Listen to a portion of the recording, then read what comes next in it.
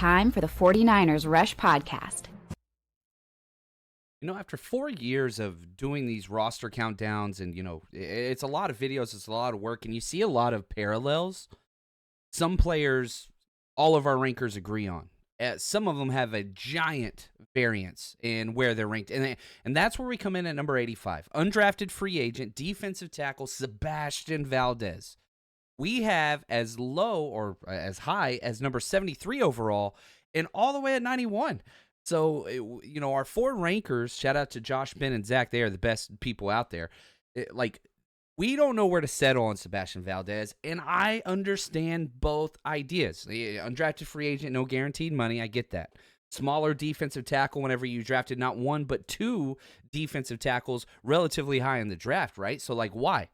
Why could he be a guy that can make this 53-man roster? Well, the 49ers have had a prototypical 3-tech build, that kind of 6'2", 6'3", 300-pound guy, and they've kind of all jettisoned. There's not that many left on the roster until you get to Sebastian Valdez.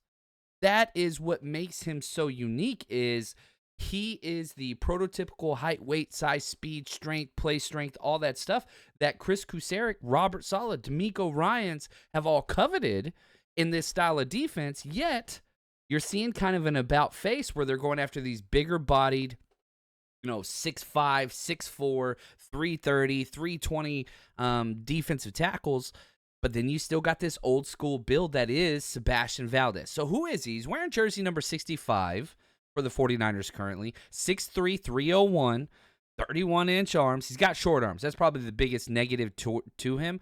Ran a 5.02 40. He's got burst, 7.33 cone, really good change of direction, and probably the best thing that he was able to do. Now, he was not invited to the combine, but if he was, he would have been the number 1 defensive tackle or defensive lineman in general in terms of bench press. 34 bench press reps at 225 pounds. It would have been the most for any defensive lineman. So you're talking elite strength. Yeah, he's got shorter arms, but you plug his measurables into mock draftable, you're getting guys like Timmy Jernigan, Corey Leggett, Jay Tufel. These are high priority draft picks that he has comps with. It's just he didn't play a lot of key Divisional I football. A Southern California kid, went to Monte Vista High School, Spring Valley, California, right? Southern California. Then he goes to Montana State. Now, they play some really good football up there, but transfers to Washington. So he's at Montana State for 3 seasons, dominates, elite pass rusher, elite run defender, all those things. One of the highest targeted transfer guys. He goes to Washington and still elite run defender, but the pass rush took a major dip. So in his 3 seasons at Montana State, Sebastian Valdez, starting in 2021, 8 sacks, 4 quarterback hits. Elite for a defensive tackle. Following year, 2022, 8 sacks, 7 quarterback hits. Holy freaking cow. Last year at Montana State, 7 sacks, 4 quarterback hits. You're talking one of the best pass rushers from the defensive tackle position in all of college football, regardless of division. Well, then he transfers to Washington. Higher degree of difficulty, a lot better talent in around him playing up against. 2 sacks, 4 quarterback hits, both his lowest of his career. So not that those are bad numbers, because I don't think, remember, he still has more sacks than the Texas A&M pass rusher that went, in the second round. Still better, but that's not what makes Sebastian Valdez a good player. He is a high upside run defense defensive tackle, slasher, that can penetrate with elite strength, knocks people back consistently, but has pass rush upside. You draft him because of the size, because of the strength, because of the run game, and you hope he can maybe figure out and get back to some of that pass rush upside. But make no mistake, if Sebastian Valdez hits, this is a 3-down player. He's that exact same mold that he's not the same player, but Javon Hargrave, Kevin Givens, Jordan Elliott, Maurice Hurst, these 3-tech designed builds that the 49ers have coveted. And again, I feel like I downplayed his season at Washington because it was oh man, he had a bad year. No, he was the defensive newcomer of the year for Washington.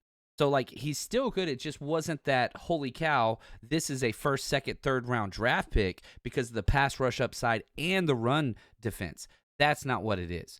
Now, his accolades, even in high school, he was a 4-star recruit, still went to Montana State, 2-time All-Conference in high school, Defensive Newcomer of the Year for Washington. He was labeled a quarterback killer until he got to Washington. Can he get back to that? The short arms, that's what hurt him, and that's a big reason why he went undrafted. First and second team All Big Sky honors, and he's played a lot of football. Experience. 2,300-plus snaps in his college career.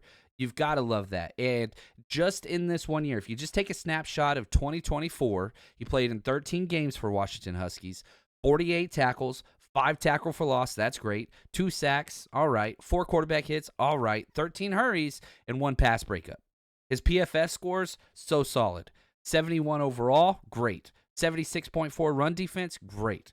63 tackling, okay. 61.6 pass rush, okay. So you're getting a well-rounded defensive tackle for free. No guaranteed money or anything like that. Didn't spend a draft pick on him.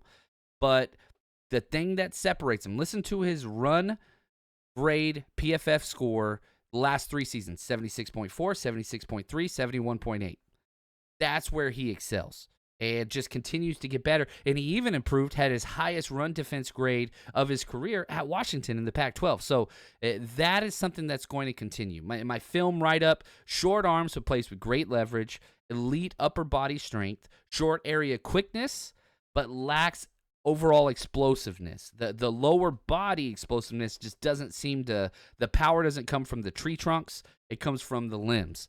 More of a run stuffer with pass rush upside, relies on his power too often. Agility is impressive, can develop. I feel like there's a lot left, despite him having the experience. If he can uncork and work his lower body, short area quickness with his upper body strength, I think that there's something that can be there. And you look collectively at his, career, 25 sacks for a defensive tackle throughout his career. That is off the charts awesome. Now, he signed an undrafted free agent deal with no guarantee, so 3 years, $2.9 million. He's played in 54 college games. I like this guy. The question is, can he bypass a Kevin Givens? That's what he kind of has to do to make this roster. I don't know if he can. Kevin Givens has been here since 2019, one of the longest tenured 49ers. But those two guys are one and the same. You put them next to each other, you're not going to be able to tell the difference. Sebastian Valdez is Kevin Givens. Kevin Givens is Sebastian Valdez. And that's kind of the plan. Kevin Givens came in 2019 and that Bosa, Debo, Greenlaw draft class, but stuck with the team for 6 years now. Sebastian Valdez, if he just follows Kevin Givens and learns, probably, the goal is for him to make the practice squad, to develop, and maybe get called up for a couple games. That's what you want. And that's why we have him here at 85. Now, if you can beat out Kevin Givens, Jordan Elliott, that's a bit of a stretch. Shanahan likes him too much. Like, Jordan Elliott's probably going to be starting week 1. But those 3 guys, you have the build that the 49ers have always coveted at that 3 tech. I think he's got an outside shot. Practice squad is probably best case scenario this year. But I'm telling you, Sebastian Valdez, he's got something that the 49ers just love. The elite trait of run defense, upper body strength, perfect height weight build. I'm telling you, don't sleep on this guy. For us, we'll just keep counting him down.